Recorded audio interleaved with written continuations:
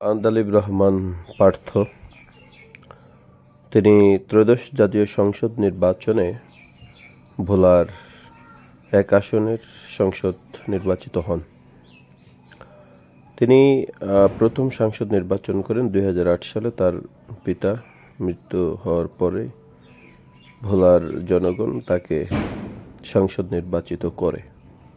এই সংসদ নির্বাচনে একটা পয়েন্ট আছে, সেটি হচ্ছে বিএনপি এবং 4 দলীয় ঐক্যজোট সমানভাবে সহযোগিতা করে। এছাড়াও ভোলার অবস্থানের থেকে 4 দলীয় ঐক্যজোটের ভিতরে বিএনপির একক আধিপত্য অনেক বেশি ছিল। ফলশ্রুতিতে তিনি এমপি হয়ে যান। 2008 সাল থেকে 2013 সাল পর্যন্ত তিনি ভোলার উন্নয়নে কোনো ছাপ রাখতে পারেননি এবং উন্নয়নের কোনো ছোঁয়াও লাগাতে পারেননি। তার কারণও আছে, তিনি বিরোধী দলের প্রার্থী ছিলেন, যার জন্য এটা পারেন নাই। 15.5 বছরের হিস্ট্রিতে ভোলাতে আন্দালিব রহমান পার্থ সাহেবের জনগণের সাথে জনসম্পৃক্ততার বেশি একটা সম্পর্ক ছিল না বটেও চলে। কিন্তু 2026 সালে যে ত্রয়োদশ জাতীয় সংসদ নির্বাচন, এই নির্বাচনে তিনি এমপি হন। ঢাকা 17 আসনের ক্যান্ডিডেট হওয়া সত্ত্বেও ওইখান থেকে ভোলাই আবার ভোলার ছেলে চলে আসেন। আসার ফলশ্রুতিতে তিনি এমপি হওয়ার একটু ডিফিকাল্ট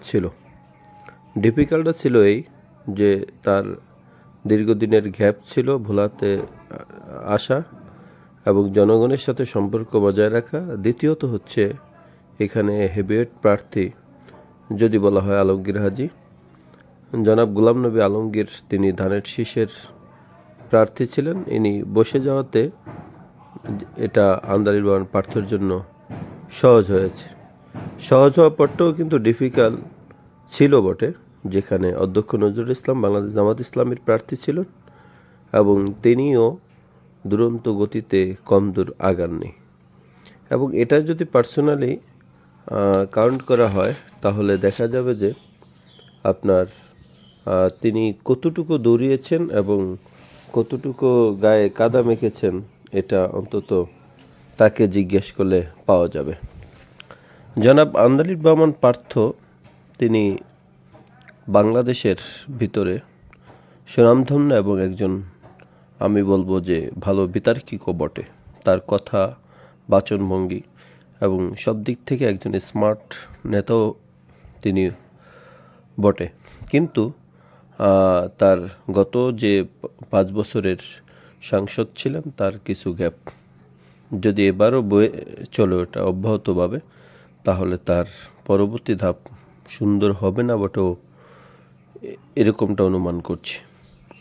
আমাদের দ্বীপ জেলা ভোলা, এই ভোলাতে সবথেকে বেশি সমস্যা হচ্ছে নদী ভাঙ্গন এলাকা এটি, এবং চতুর্দিকে নদী বেষ্টিত এলাকা।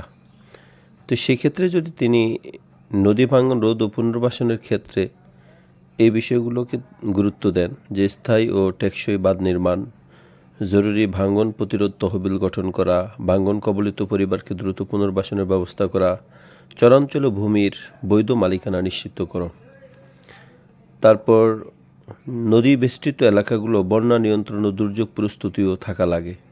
সেক্ষেত্রে আধুনিক বন্যা পুনর্বাস ব্যবস্থা চালু করা, প্রতিটি ইউনিয়নে বহুমুখী আশ্রয়কেন্দ্র, দ্রুত ত্রাণ বিতরণের স্বচ্ছ ডিজিটাল ব্যবস্থা, স্থানীয় স্বেচ্ছাসেবক উদ্ধার টিম গঠন করা। এবং নদী বেষ্টিত এলাকায় আরও একটি চমৎকার বিষয় হচ্ছে যে এখানে কৃষি ও মৎস্য উৎপাদন করা খুবই সহজ হয়। সেক্ষেত্রে জলাভূমি উপযোগী ফসলের উন্নয়ন করা, মাছের অভয়াশ্রম বৃদ্ধি এবং জেলে কৃষকের সুদমুক্ত ঋণ, চরে সমবায় ভিত্তিক কৃষি প্রকল্প চালু করতে পারে। ভোলা একটা গুরুত্বপূর্ণ পয়েন্ট, কিন্তু এখানে ভোলা সদরে ভালো একটা লঞ্চ টার্মিনাল নাই, যেটা লক্ষ্য করলে ভোলার উন্নয়নের একটি ধাপের আপনি বলতে পারেন যে নৌ যোগাযোগ নিরাপত্তার বিষয়টা। নিরাপদ ফেরিঘাট ও লঞ্চঘাট লাইফ জ্যাকেট বাধ্যতামূলক করা, অবৈধ বালু উত্তোলন বন্ধ করা, নৌপথে আলোকসজ্জা ও নিরাপত্তা জোরদার করা।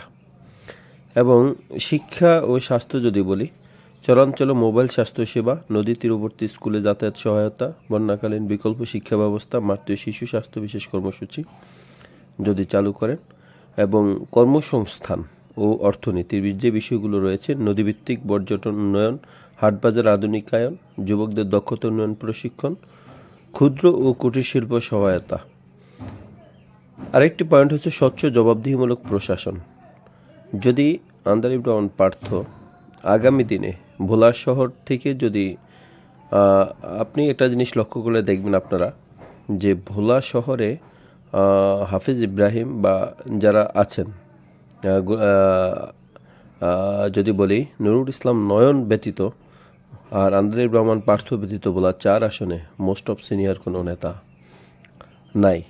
তো সেক্ষেত্রে আগামী প্রজন্ম যদি সিনিয়র কোনো নেতা হিসেবে ভোলা 4 আসনের নির্ধারণ করে, তাহলে সেখানে দেখবেন দুটি নামই ভেসে আসবে, একটি হচ্ছে নুরুল ইসলাম নয়ন, আরেকটি হচ্ছে আন্দালিব রহমান পার্থ। তো সেক্ষেত্রে সে যদি সাস্টেইন করতে চায় বা আগামী দিনগুলোতে ভোলাতে যদি অব্যাহতভাবে নিজের পরিবেশটাকে ধরে রাখতে চায়, সেক্ষেত্রে স্বচ্ছ জবাবদিহিমূলক প্রশাসন তৈরি করা।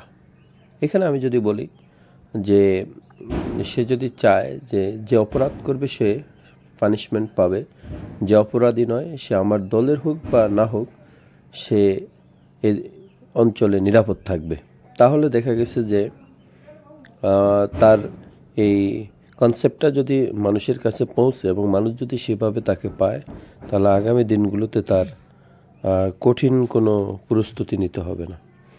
এক্ষেত্রে উন্নয়ন প্রকল্পে দুর্নীতি প্রতিরোধ করা, জনশুনানি ও উন্মুক্ত বাজেট ব্যবস্থা, জনগণের মতামতের ভিত্তিতে পরিকল্পনা গ্রহণ, এই প্ল্যানগুলো যদি সে বাস্তবায়ন করে, আমি মনে করি, এটা আমার ব্যক্তিগত ওপিনিয়ন বা আমার মতবাদ যদি বলেন, তো এই বিষয়গুলো যদি তিনি অবজারভেশন করে চলেন, তাহলে আমি মনে করি আগামী দিনগুলোতে তার কঠিন কোনো পরিস্থিতির শিকার হবেন না। সর্বশেষ বলতে চাই, নদী বাঁচলে জেলা বাঁচবে, জেলা বাঁচলে মানুষ বাঁচবে। আমরা সবাই ভোলার উত্তরাধিকারী, আমরা সবাই দিন শেষে ভোলাবাসী।